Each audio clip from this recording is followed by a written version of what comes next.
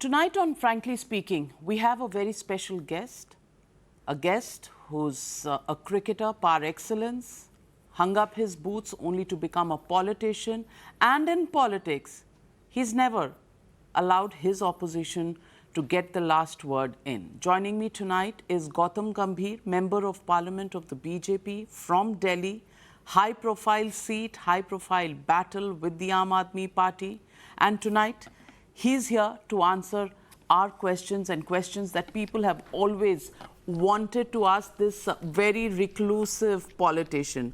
Gautam Gambhir, it's been 2.5 years since you turned politician. How's the going been? It's been good.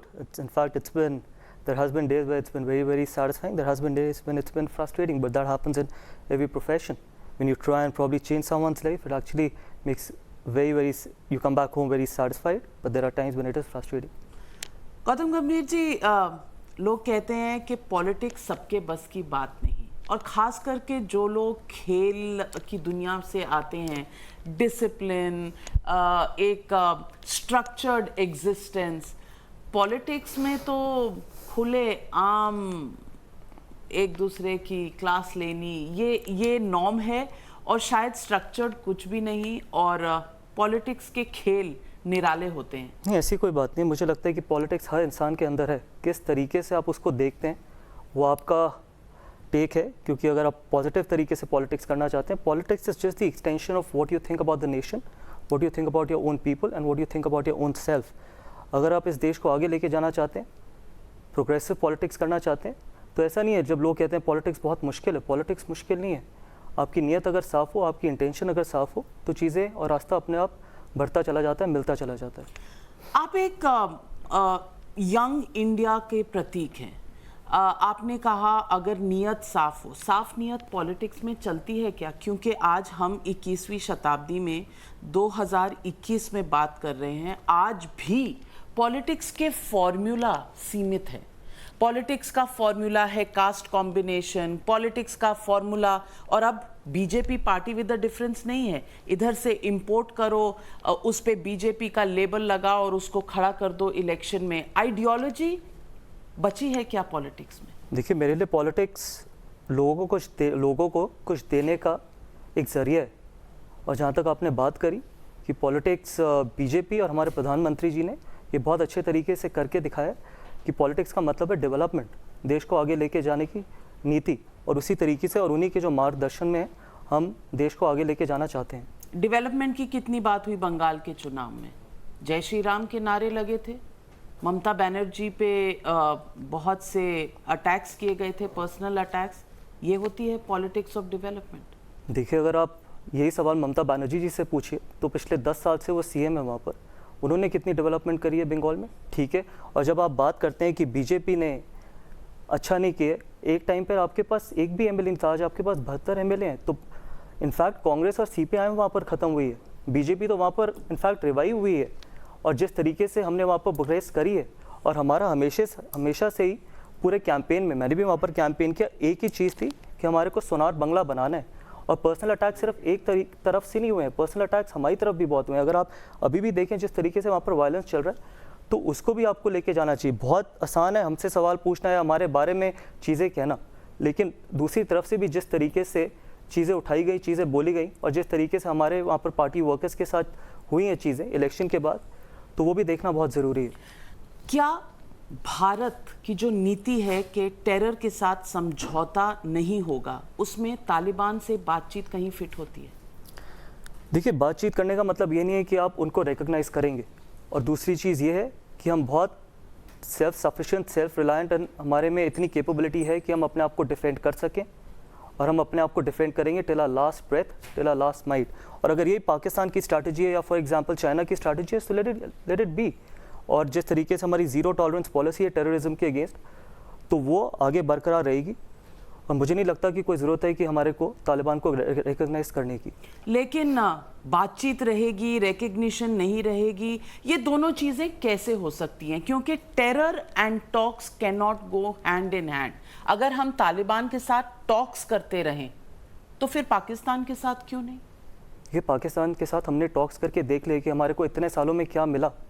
इतने सालों में हमारे को सिर्फ बिट्रेयल ही मिली है। तालिबान के साथ आपने टॉक शुरू करिए। अगर तालिबान रेसिप्रोकेट करता है, मुझे जो लगता है कि नहीं करेगा, लेकिन टॉक्स का मतलब ये नहीं, क्योंकि पाकिस्तान के साथ इतने सालों से हम बिट्रे होते जा रहे हैं, इससे शायद एक वक्त आ गया था कि उसके बाद आपको टॉक्स ख़त्म करके एक्शन लेने की ज़रूरत थी।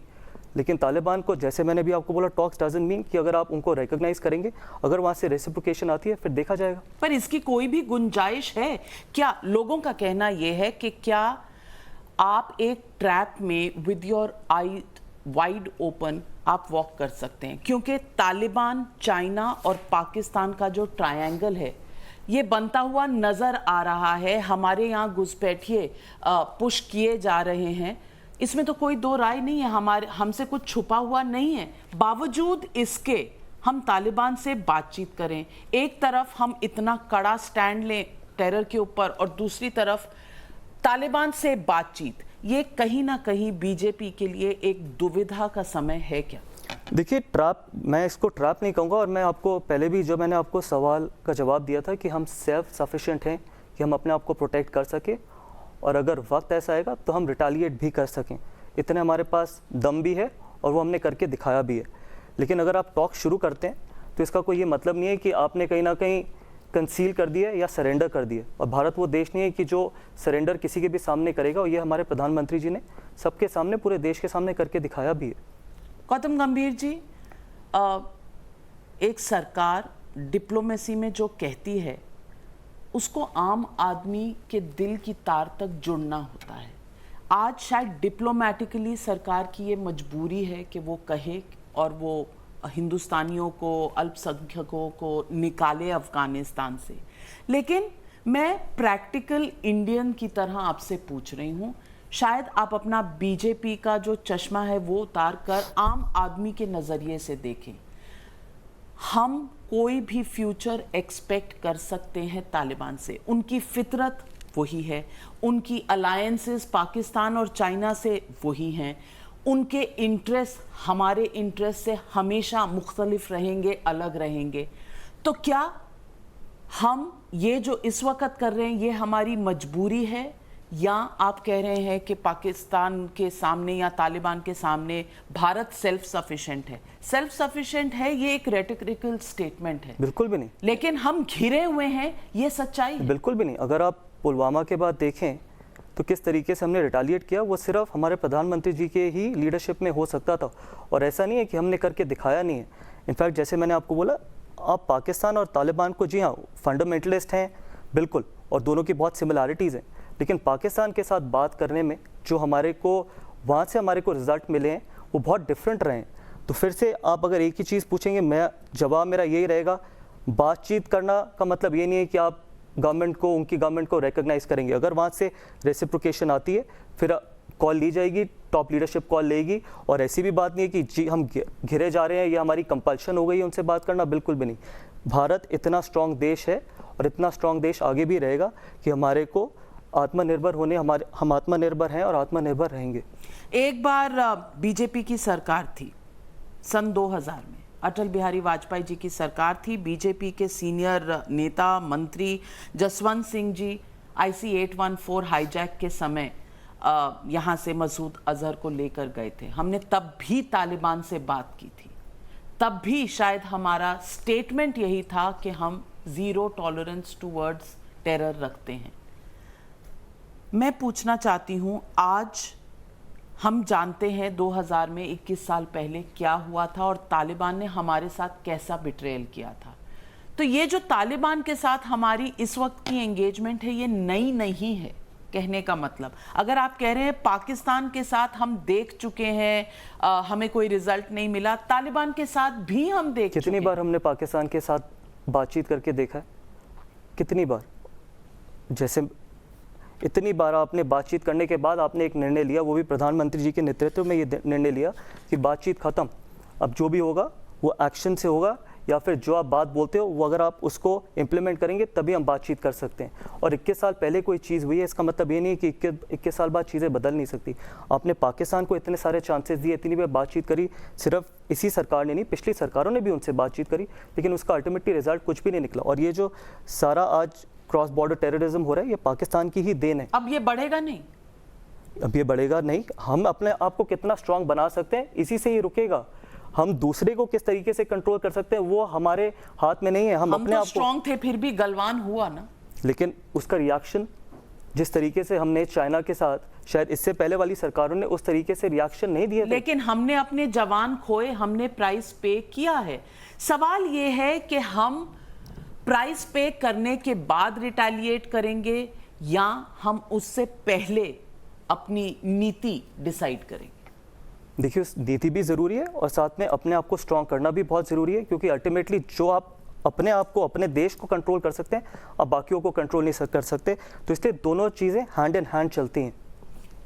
अब हरदीप सिंह पुरी परमानेंट रिप्रेजेंटेटिव थे यूएन में। उन्होंने 2012 में यूएनएससी में कहा था कि हक्कानी नेटवर्क से पाकिस्तान से भारत को बहुत क्षति पहुंची है। आज वही हक्कानी नेटवर्क, वही तालिबान है। क्या आज जब वो मंत्री हैं, आज जब आपकी सरकार पावर में है, तो हमारी सोच बदल गई है क्या? क्योंकि हक्कानी नेटवर्क तो वही है। आज वो सरकार बना रहे हैं तो हमारे लिए बातचीत, आप कह रहे हैं बातचीत करना है, रिकग्निशन नहीं है। बातचीत ही रिकग्निशन होता है, और क्या है? हमने एक दूसरे को राखी थोड़ी बांधनी। देखिए, हक्कानी नेटवर्क बदले या ना बदले वो इम्पोर्टेंट नहीं है। हम बदलें, हमारी सोच बदली, हमारा देश बदले, वो ज़्यादा ज़रूरी है। दुनिया के समीकरण भी बदलें जी बिल्कुल बदलें, लेकिन जिस तरीके से हमारा लोगों की तरफ रिएक्शन रहे, चाहे वो पाकिस्तान हो, चाहे वो गलवान की बात आपने करी, या जिस तरीके से हमारे को ओवरऑल दुनिया में रिस्पेक्ट मिली है, जिस तरीके से हमारी लीडरशिप को लोग देख रहे हैं, वो इम्पॉर्टेंट है। तो अपने आप को स्ट्रॉन्ग करना इंपॉर्टेंट है, अपनी लाइन बड़ी करना इंपॉर्टेंट है। दूसरे की लाइन आप छोटी करें ना करें, दूसरे की लाइन कितनी लंबी है उससे हमारे को मैटर नहीं करता। इसलिए चाहे हमने पुलवामा के बाद जो हमने रिएक्ट किया था, या फिर उसके बाद गलवान के बाद जिस तरीके से हमने चाइना के साथ रिएक्ट किए, और इनफैक्ट अगर हमारे को अपने आप को बचाना पड़ेगा, अपने आप को प्रोटेक्ट करना पड़ेगा, हमारे में इतनी क्षमता है कि हम करेंगे। गौतम गंभीर जी, मैं आपसे पूछना चाहती हूँ, हम तालिबान से बात करें, आप कह रहे हैं पाकिस्तान से बात करने की ज़रूरत नहीं है, ठीक है, लेकिन हम तालिबान से बात कर रहे हैं तो कश्मीर में सेपरेटिस्ट से बात करनी चाहिए या नहीं? गौतम गंभीर क्या कहते हैं इस पर? मैं बीजेपी की बात नहीं कर रही। देखिए, मेरे लिए सबसे ज़्यादा इम्पॉर्टेंट ये है कि अगर आप एक अपने आप को हिंदुस्तानी कहते हैं तो बातचीत होनी चाहिए। अगर आप अपने आप को हिंदुस्तानी मानते ही नहीं हैं तो कोई बातचीत करने की ज़रूरत नहीं है, चाहे वो कोई भी हो, चाहे आप सेपरेटिस्ट हो, चाहे आप किसी भी पॉलिटिकल पार्टी के लिए। मेरे लिए आइडियोलॉजी सिर्फ एक मैटर करती है, वो है इंडिया। अगर आप अपने आप को इंडियन समझते हैं, अगर आप देश को आगे लेके जाना चाहते हैं, अगर आप देश को आगे बढ़ते हुए देखना चाहते हैं, तो अगर आपकी कोई किसी तरीके की अगर आपसे बातचीत हो, या किसी तरीके से अगर आप सेम पेज पे आ सके, there is nothing wrong in it. लेकिन अगर आप एंटी इंडिया बात करते हैं, आई डोंट थिंक सो कि किसी भी तरीके की बातचीत होनी चाहिए। तो तालिबान से बात करें, अपने घर वाले मतलब जो भारत के अंदर रहते हैं सेपरेटिस्ट, उनसे बात नहीं होनी चाहिए जब तक वो एंटी इंडिया पोजीशन लेते हैं। माओइस्ट टेररिस्ट, उनसे भी बात कर लीजिए। भटके हुए हैं कुछ पॉलिटिकल पार्टीज, कुछ लॉबीज का कहना है ये भटके हुए लोग हैं, इन्हें मायूसी हुई है इंडिया के पॉलिसी से, उनको भी इंक्लूड करना चाहिए, उनका माइंड चेंज करना चाहिए। आपको लगता है ये पहल भी करनी चाहिए? फिर देखिए, मैंने जैसे आपको बोला, अगर किसी को हमारे से कोई भी किसी तरीके की अगर कंप्लेंट है, और वो कंप्लेंट सरकार की जिम्मेदारी है कि उन कंप्लेंट्स को सुने और उनको सॉल्व करें। पर इन लोगों ने हमारे जवानों को मारा है, चाहे वो सेपरेटिस्ट हों, चाहे वो माओइस्ट। अगर आपने जवानों को मारा है, इसका मतलब आप प्रो इंडिया नहीं है, आप एंटी इंडिया हैं, क्योंकि जवानों को वही मार सकता है। तो बदल तो कोई भी सकता है। अगर तालिबान से हम बदलाव की उम्मीद कर रहे हैं तो फिर नक्सलियों से तो मतलब आप ये कहने की कोशिश कर रहे हैं कि अगर जवानों को मारा है उसके बाद भी तो जवानों को तो तालिबानियों, हक्कानी नेटवर्क ने भी मारा है, आप उनसे बात कर रहे हैं? बात कर रहे हैं ना, क्योंकि अल्टीमेटली वो एक अब सरकार बन चुकी है वहाँ पर, ठीक है, वो अफगानिस्तान को कंट्रोल कर रहे हैं, लेकिन फिर से रिकग्नाइज नहीं की गई। अगर वहाँ से रिस्पांस मिलता है, अगर आप ये कहते हैं कि जवानों को कोई मारता है, उससे इसके बाद बातचीत होनी चाहिए, एक्शन नहीं होना चाहिए, अगर ये आपका मानना है तो मेरा ये मानना बिल्कुल भी नहीं है। अगर चाहे वो माओइस्ट हो, चाहे वो कोई भी ऐसे लोग हो जो हमारे देश के जवानों को मारते हैं, अटैक करते हैं, मुझे लगता है उनके खिलाफ। तालिबान तो ऐसा फोर्स है, हम उनसे बात कर क्यों रहे हैं? बहुत से लोगों का ये पूछना है। देखिए, बातचीत करने में मुझे अभी भी लगता है कि हम पाकिस्तान से पिछले 70 सालों से बात कर रहे हैं। तो अगर जो लोग ये सवाल उठा रहे हैं, उन्हीं लोगों ने तो बातचीत करी थी पाकिस्तान से। तो सवाल उठाना बहुत आसान है और एक्शन लेना बहुत मुश्किल।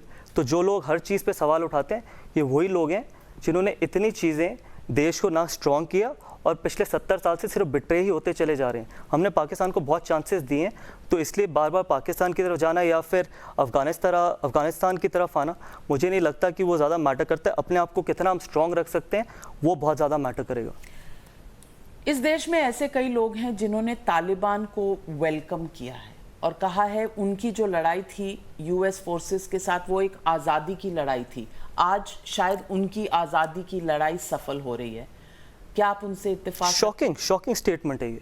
अब इससे ज़्यादा मैं कुछ कह नहीं सकता, क्योंकि अगर लोग ये समझते हैं कि वो आज़ादी की लड़ाई थी तो अब वहाँ पर जाके देखिए किस तरीके से लोग, क्योंकि हम बात करते हैं यूनिवर्सल ब्रदरहुड की, हम बात करते हैं कि पूरी दुनिया एक फैमिली है और वहाँ हमारी सबकी जिम्मेदारी बनती है कि जो वहाँ पर लोग रह रहे हैं जिस तरीके से वो सफ़र करते हैं, उसके बावजूद अगर हमारे देश से ऐसी स्टेटमेंट्स जाती हैं वो भी तालिबान के फेवर में, कहीं ना कहीं बहुत ख़राब स्टेटमेंट्स है और इसका मैं कभी भी एंडोर्स नहीं करूँगा और ना ही मुझे लगता है हमारी सरकार तो करेगी। आप इनके खिलाफ हैं जो ये कहते हैं कि तालिबान एक आज़ादी की लड़ाई लड़ रहा था और अब उनकी सरकार बन रही है, लेकिन आप अपनी सरकार के खिलाफ नहीं है जो बातचीत कर रही है। ये दोहरे मापदंड नहीं है, डुप्लिसिटी नहीं है आपकी?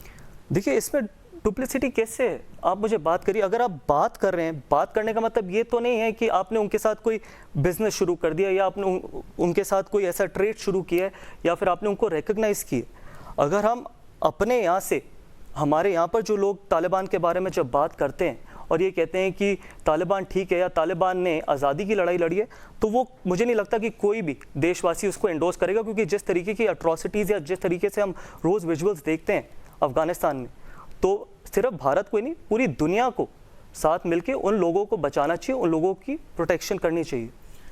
मैं आपसे ये पूछना चाहती हूँ कि भारत ने यूनाइटेड नेशन सिक्योरिटी काउंसिल में भी कहा था कि Afghanistan soil should not be used to promote terrorism in the region. बावजूद इसके तालिबान की तरफ से ऐसे स्टेटमेंट्स आए हैं कि कश्मीर में हस्तक्षेप होगा, कश्मीर में उनका इंटरेस्ट है, फिर भी हम बातचीत। देखिए, कश्मीर हमारा इंटेग्रल पार्ट है और आखिरी दम तक रहेगा, और सिर्फ देश के जवान ही नहीं, देश का हर एक हिंदुस्तानी अपनी आखिरी सांस तक कश्मीर को बचाएगा और बचाता रहेगा। तो जैसे मैंने आपको बोला, चाहे अफ़गानिस्तान हो, पाकिस्तान हो, चाहे कोई भी ऐसी फोर्सेस हो, अगर वो ये कोशिश करती है कि वो कश्मीर को हमारे से छीन लेगी या कोशिश भी करेगी, तो हर एक हिंदुस्तानी, मुझे पूरा विश्वास है कि अपनी आखिरी सांस तक लड़ेगा और कश्मीर हमारा ही रहेगा।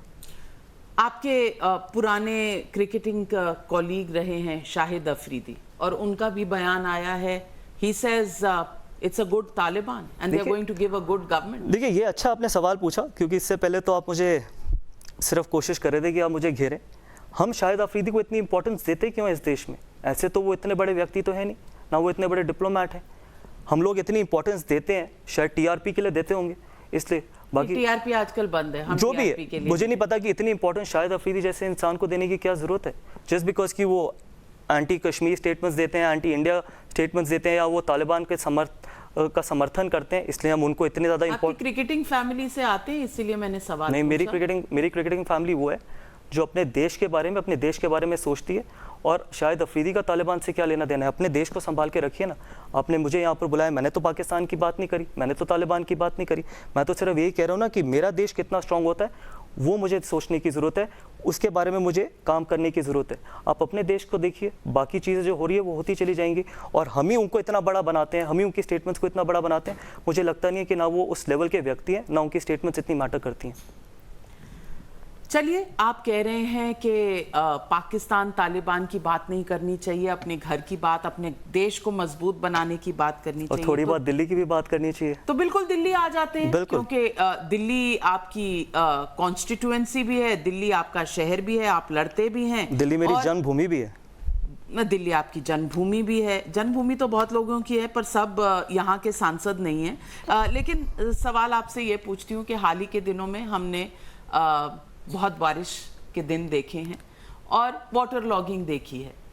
अब वाटर लॉगिंग जब होती है तो आप ट्वीट करते हैं, नादान परिंदे घर आ जाइए, आपने कहा था एक ट्वीट में। किसको कहा था ये?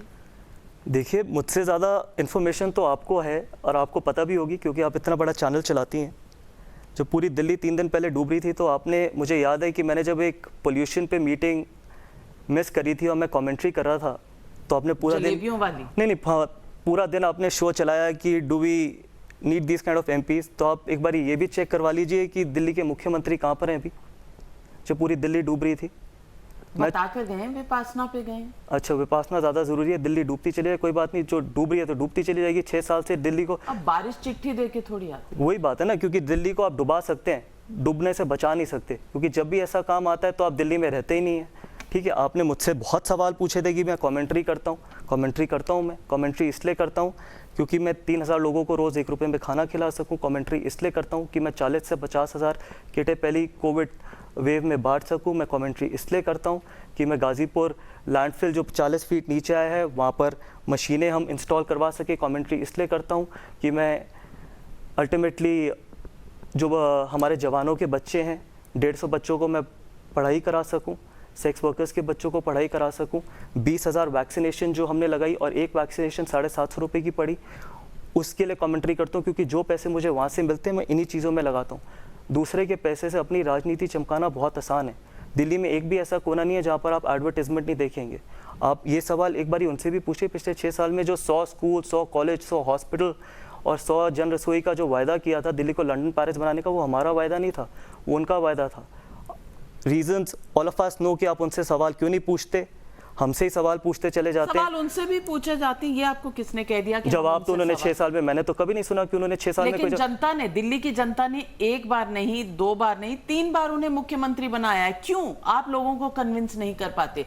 The test is in the vote, the test is in the democratic process of elections which he won. No, because he's able to probably create that narrative. And we all know. No, so because you are saying that the people of Delhi are stupid. They don't understand that it is a false narrative. खाली आप सच बताते हैं। जी हाँ, बिल्कुल, क्योंकि सच्चाई ये है कि कोई भी दुनिया में ऐसी चीज नहीं है जो मुफ्त में मिलती हो, चाहे वो मुफ्त बिजली हो या मुफ्त पानी हो। आपने एक जगह का पैसा उठा के, आपने जो सारा इंफ्रास्ट्रक्चर डेवलपमेंट का पैसा था वो उठा के आपने मुफ्त बिजली और पानी में दिया। आप उनसे सवाल पूछे पिछले 6 साल में कितने स्कूल, कॉलेज और हॉस्पिटल खुले हैं, कितने कोविड सेंटर्स उन्होंने खोले, क्या किया उन्होंने कोविड के टाइम में? उन्होंने बोला कि 2 लाख लोगों को आप रोज खाना खिलाते हैं, क्यों इतने माइग्रेंट लेबर्स दिल्ली छोड़ के गए? आप बताइए, ये क्या किया उन्होंने? तो वो सवाल तो उन्होंने भी आपसे पूछे कि आपने ऑक्सीजन की प्रिपरेशन, एक सेकेंड, आपने इतना बड़ा प्रोग्राम उनके लिए चलाया कि उन्होंने देश का पहला स्मोक टावर लगाया। आपको पता है कि वो अभी तक फुली ऑपरेशनल भी नहीं है, और पहला स्मोक टावर हमने लगाया था अपनी कॉन्स्टिट्यूएंसी में। मेरे पास 65,000 करोड़ का बजट नहीं है। अगर आपको विश्वास नहीं है तो आप और मैं वहां पर चल के देख सकते हैं कि क्योंकि सिर्फ सुप्रीम कोर्ट ने उनको ये बोला था कि 31 अगस्त से पहले उनको स्मोक टावर लगाना है, इसीलिए उन्होंने स्मोक टावर लगाया, जो अभी भी 100% ऑपरेशनल नहीं है। बिल्कुल आधे काम पे ही उन्होंने इनॉग्रेट किया। आप यूनिवर्सिटी बनाते हैं कागजों पे, कि आपने स्पोर्ट्स यूनिवर्सिटी का बात करी आपने कि हमने स्पोर्ट्स यूनिवर्सिटी बनाई है, कहाँ है वो स्पोर्ट्स यूनिवर्सिटी?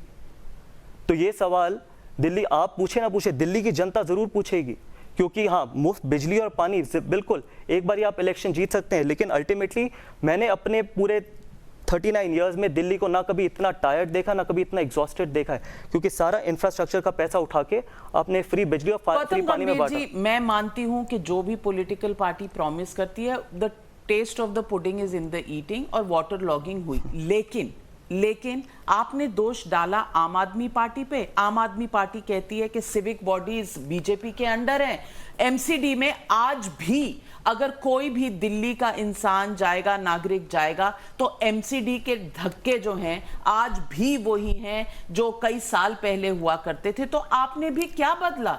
अच्छा सवाल है आपसे, आपने मुझसे बहुत अच्छा सवाल किया कि एमसीडी में जो सारी बड़ी रोड्स हैं, मैं सारे व्यूअर्स को बताना चाहता हूँ कि वो पीडब्ल्यूडी के अंडर आती हैं, और पीडब्ल्यूडी दिल्ली सरकार के अंडर है। जो सिर्फ छोटी रोड्स हैं वो एमसीडी के अंडर आती हैं, और वो पीडब्ल्यूडी, चाहे वो दिल्ली जल बोर्ड हो या पीडब्ल्यूडी है, आप कोई भी काम होता है या तो आप सेंट्रल गवर्नमेंट पे डालते हैं या आप एमसीडी पे डालते हैं। आपकी खुद की रिस्पॉन्सिबिलिटी क्या है?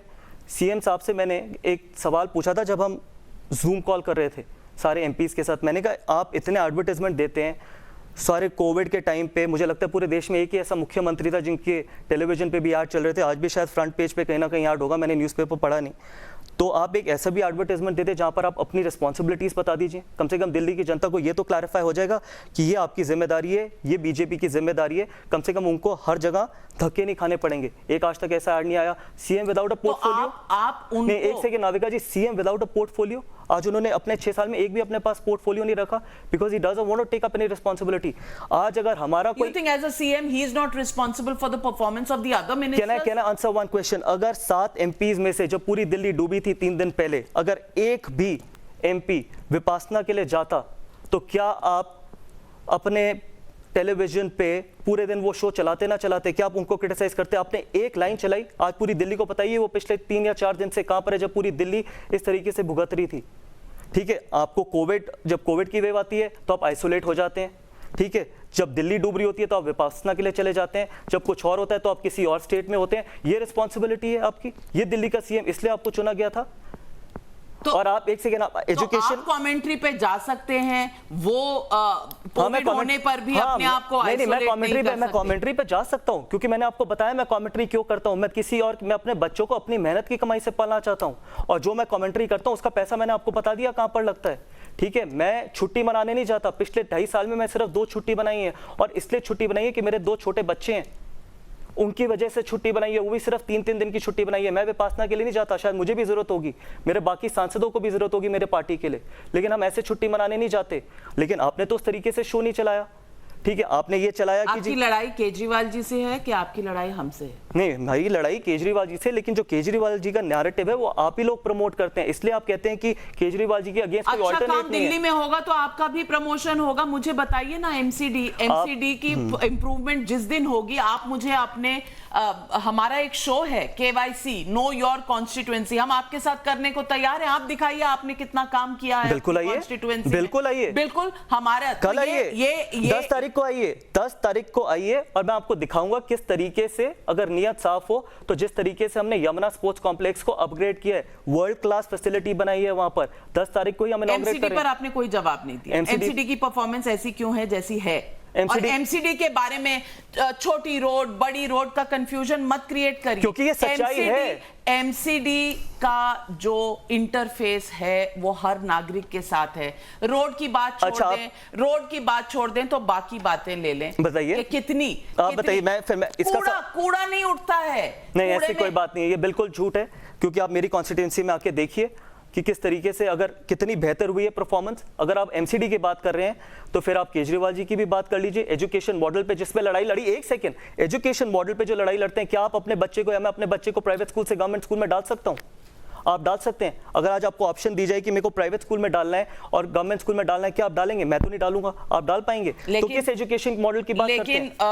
मोहल्ला क्लिनिक, उनके जो स्कूल की उन्होंने एक इंफ्रास्ट्रक्चर बनाया है, ट्यूटर्स का इंफ्रास्ट्रक्चर बनाया है, कम से कम एक तबके के लोग हैं, बिल्कुल इलेक्शन के टाइम हमने सब कवर किया था, और एक तबके के लोग they swear by it, they swear by it that their children, their parent teacher meetings have begun after the Aam Aadmi Party. Let's give credit where the credit is due. No, absolutely. If there are questions still remaining, absolutely. Has Delhi become Paris? No, absolutely not. Does more work need to be done? Absolutely. What about the health infrastructure? But this blame game, blame game is not taking Delhi anywhere. हमने promise नहीं किए, जो इतने बड़े-बड़े promise उन्होंने किए थे। आप करिए ना प्रॉमिस, क्यों नहीं करते? हम प्रॉमिस, आप क्यों नहीं करते? प्रॉमिस वही करेंगे। आप 3 बार से हार रहे हैं इलेक्शन, आप प्रॉमिस क्यों नहीं करते? हम प्रॉमिस वही करेंगे जो हम फुलफिल कर सके। तो बेसिकली आप काम नहीं कर सकते। कैसे हमने काम नहीं किया? और आप लोगों को कन्विंस नहीं कर सकते। कैसे कन्विंस नहीं किया? अगर आप नैरेटिव ठीक चलाएंगे तो हम बिल्कुल कन्विंस करेंगे। भाई साहब, आप अच्छा मोहल्ला क्लिनिक के बारे में लोगों को कन्विंस किया होता तो लोग आपको वोट देते। सिंपल टेस्ट है ना। मैंने तो आपको बताया लोगों ने क्यों नहीं वोट दिया। लोगों ने इसलिए वोट नहीं दिया क्योंकि फ्री बिजली और फ्री पानी। ठीक है, आप फ्री बिजली और फ्री पानी बिका ना, उसके अलावा मुझे आप बताइए तो आप ऐसा करिए, आप फ्री बिजली पानी तो दे नहीं सकते, क्योंकि हम पेट्रोल के दाम बढ़ाते चले जाइए और उम्मीद करते रहिए कि लोग आपको वोट देंगे। देखिए Gautam Gambhir ji, let's look at it from an aam aadmi perspective. Absolutely. Covid का जमाना था, लोगों को मेडिकल खर्चों के लिए पैसे रखने थे और बहुत सी लोगों की नौकरियां भी गई। Employment is a big issue. Economic slow down था, जो बिजनेस करना चाह रहे थे वो नहीं कर सक रहे थे। ट्रेडर्स की दुकानें बंद थी पूरे कोविड के दौरान, लॉकडाउन था, लोगों की दिक्कतें बढ़ी हैं। अगर उन्हें फ्री बिजली पानी मिल रहा है तो शायद आप लोगों को तो ब्लेम नहीं कर सकते। ये कोविड से पहले हुआ था और पानी की आपने स्थिति देखी है कि किस तरीके का पानी मिल रहा है। आके देखिए, आप मेरी कॉन्स्टिट्यूएंसी में आप कह रहे हैं ना कि हम आपको मेरी कॉन्स्टिट्यूएंसी आना चाहिए, क्योंकि साफ पानी मिल रहा है। बहुत लकी हैं आप। as MPs all Delhi's constituencies are with the BJP. Please come and look at our constituencies as well. साफ पानी मिल रहा है? Problems नहीं, आप बताइए, साफ पानी मिल रहा है आपकी कॉन्स्टिट्यूएंसी में? पर साफ पानी मिल रहा है? मुझे तो साफ रोड भी नहीं मिल रही। साफ पानी मिल रहा है? नहीं, मुझे साफ रोड नहीं मिल रही। फ्री आप कचरा नहीं उठता हमारी आप मुझे एक सेकंड, आप मेरे भी सवाल का जवाब दिया। मेरा काम जवाब देना नहीं है, क्योंकि मैं नागरिक हूं, मैं जर्नलिस्ट हूं। कॉन्स्टिट्यूएंसी आप चला रहे हैं, एमसीडी आपकी सरकार चला रही है, आप हमें जवाब दीजिए। मैं तो आपको जवाब दिया। दिल्ली हाईकोर्ट आपसे पूछता है, बताइए, आप फैबीफ्लू 2500 टैबलेट्स खरीद लेते हैं कोविड के दौरान एक शॉर्टेज के समय में, क्योंकि आपका एक फाउंडेशन है, वो लोगों को देना चाहता है। इंटेंशन पे किसी के कोई सवाल नहीं, लेकिन रिस्पॉन्सिबिलिटी पे जरूर। देखिए, मैं इसके बारे में ज़्यादा बात, इसलिए मैं ज़रूर इसके बारे में बहुत ज़्यादा बात करता, लेकिन कर इसलिए नहीं सकता क्योंकि मैटर कोर्ट में। लेकिन मैं इतना ही कहना चाहूँगा कि अगर उस फैबीफ्लू से एक भी व्यक्ति की या एक भी परिवार में किसी की ज़िंदगी बची है तो it is worth it. Delhi high court आपसे पूछता है, बताइए, आप फैबीफ्लू 2500 टैबलेट्स खरीद लेते हैं कोविड के दौरान एक शॉर्टेज के समय में, क्योंकि आपका एक फाउंडेशन है, वो लोगों को देना चाहता है। इंटेंशन पे किसी के कोई सवाल नहीं है, लेकिन रिस्पॉन्सिबिलिटी पे जरूर। देखिए, मैं इसके बारे में ज़्यादा बात, इसलिए मैं ज़रूर इसके बारे में बहुत ज़्यादा बात करता, लेकिन कर इसलिए नहीं सकता क्योंकि मैटर कोर्ट में। लेकिन मैं इतना ही कहना चाहूँगा कि अगर उस फैबीफ्लू से एक भी व्यक्ति की या एक भी परिवार में किसी की ज़िंदगी बची है तो इट इज़ वर्थ इट। और क्योंकि आपकी कॉन्स्टिट्यूएंसी में ईस्ट दिल्ली में जिंदगियां बच जाएं, लेकिन नहीं, वो पूरी पैन दिल्ली के लिए हमने किया था। और साउथ दिल्ली में चली जाए किसी की पूरी पैन दिल्ली के लिए किया था। जो भी आके वहां पर लेके जाना चाहता था, ऐसा नहीं है सिर्फ ईस्ट दिल्ली के लोगों के लिए था वो। ईस्ट दिल्ली के लिए कोर्ट कर रही हूँ कोर्ट्स को।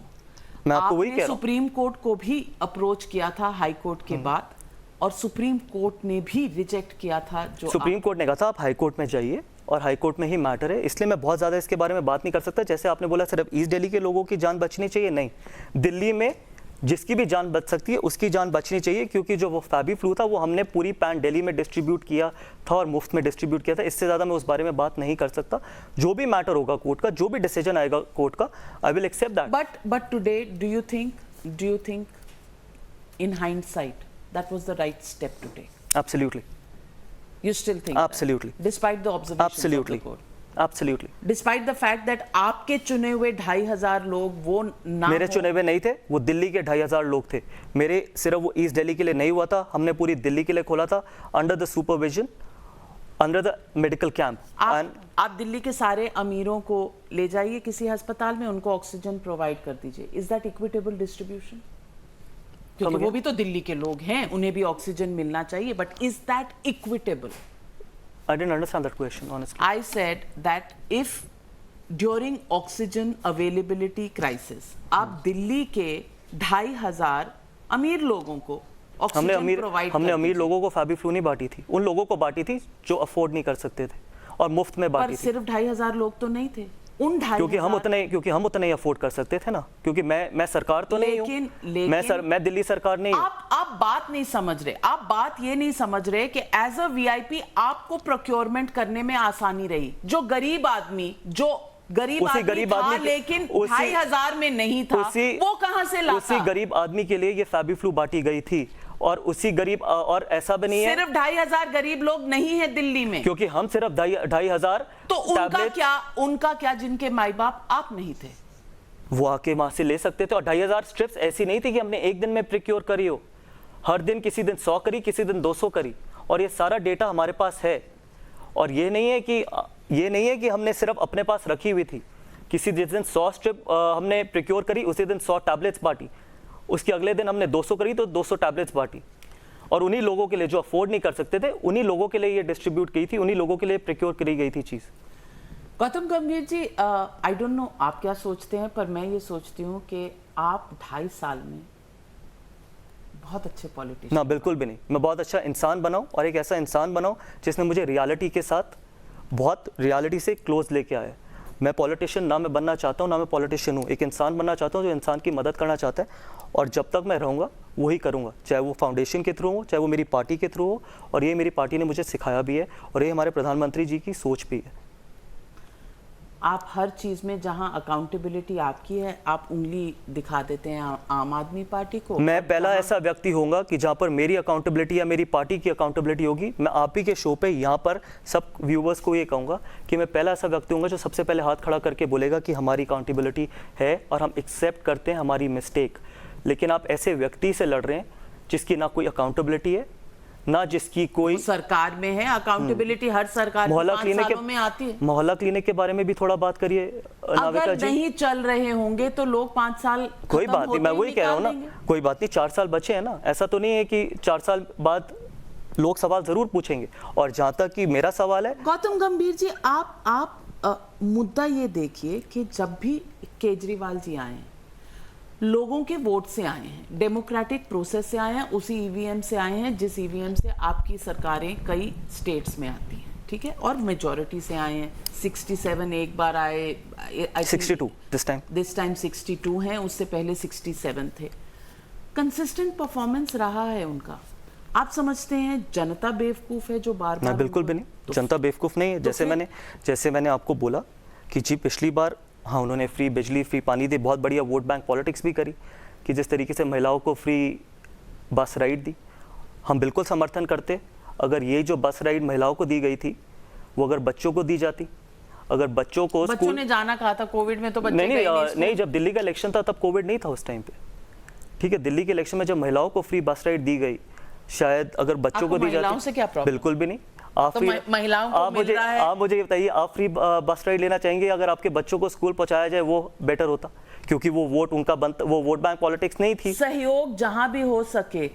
देखिए, मैं आप कह रहे हैं महिलाओं को देने से वोट बैंक पॉलिटिक्स होती है और बच्चों को नहीं देने से। आपने मुझसे बात ये पूछी थी कि क्या आप इन चीजों का समर्थन करते अगर आप अकाउंटेबिलिटी लेते, अगर आपने बच्चों को स्कूल के लिए फ्री बस राइड दी होती, तो मैं सबसे पहले ये बोलता कि we are in favour of it. As an economist, and I am a masters in economist, subsidies are a bad idea because they can not continue ad infinitum. As an economist, that's my idea. Okay, so I am against subsidies, but if there is no social security that citizens in this country have, if there is no support system, if there is an economic crisis, if there is a COVID lockdown, there is nothing coming for a certain segment of people.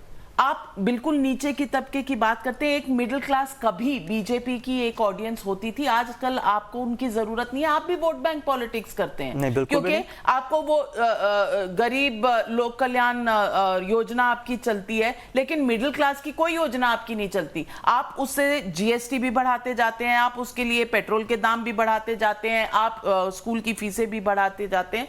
ये भी vote bank politics है गौतम गंभीर जी। लेकिन सवाल मैं आपसे इसलिए कर रही हूं कि आप अच्छे पॉलिटिशियन इसलिए बन गए हैं क्योंकि पॉलिटिशियन जो होता है ना, वो हर सवाल के लिए अपनी अकाउंटेबिलिटी से ज्यादा ऑपोजिशन, अपना जो ओपोनेंट है उसकी तरफ सवाल खड़े कर देता है। इसीलिए मैं कह रही हूं कि शायद आपकी डॉक्टरेट कंप्लीट हो चुकी है। देखिए, मैंने आपको पहले भी ये बात बोला था, मैं ऐसा व्यक्ति हूं जो सबसे पहले हाथ खड़ा करके अपनी अकाउंटेबिलिटी हमेशा एक्सेप्ट करूंगा और अपनी रिस्पॉन्सिबिलिटी हमेशा एक्सेप्ट करूंगा। लेकिन अनफॉर्चुनेटली क्या है कि जो नैरेटिव क्रिएट होता है कि सारी दिल्ली में, तो आप नैरेटिव क्रिएट करिए ना। You are a popular cricketer, we will do it, don't worry. You were a popular cricketer, you are a popular politician, you are a member of parliament. आप क्यों फेल हो रहे हैं? कैसे फेल हो? अपने नैरेटिव सेट करने में आप सेट करिए। हम तो, हमारे को तो जो काम करना है दिल्ली की जनता के लिए हम करेंगे और करते चले जाएंगे भी, क्योंकि वायदे हमने नहीं किए थे। सपने दिखा के कुर्सी पे बैठना बहुत आसान है, उन सपनों को पूरा करना बहुत मुश्किल है। दिल्ली को लंदन पेरिस बनाने का सपना हमारा नहीं था। दिल्ली में 100 स्कूल कॉलेजेस खुलने का सपना हमारा नहीं था। 100 जन रसोई खुलने का सपना हमारा नहीं था। आपने मेरी बात करी ना, आप मेरी कॉन्स्टिट्यूएंसी में आइए। अभी हमने कूड़े घर को कम्युनिटी किचन में बदला है, वो हमारा विजन है दिल्ली के लिए, वो मेरी और मेरी पार्टी का विजन है दिल्ली के लिए। कूड़े घर को, जहाँ पर लोग कूड़ा डालते थे, आज वहाँ 1000 लोग 1 रुपए में खाना खाते हैं। ये हमारा नैरेटिव है। क्रिएट बना, बताइए ना दिल्ली की जनता को, जिस तरीके से आप अरविंद केजरीवाल जी की स्टोरीज चलाते हैं उसी तरीके से बीजेपी के सांसदों की भी गौतम स्टोरी गंभीर जी, चलाइए। ये चैनल आपके लिए हमेशा खुला है। Thank you very much.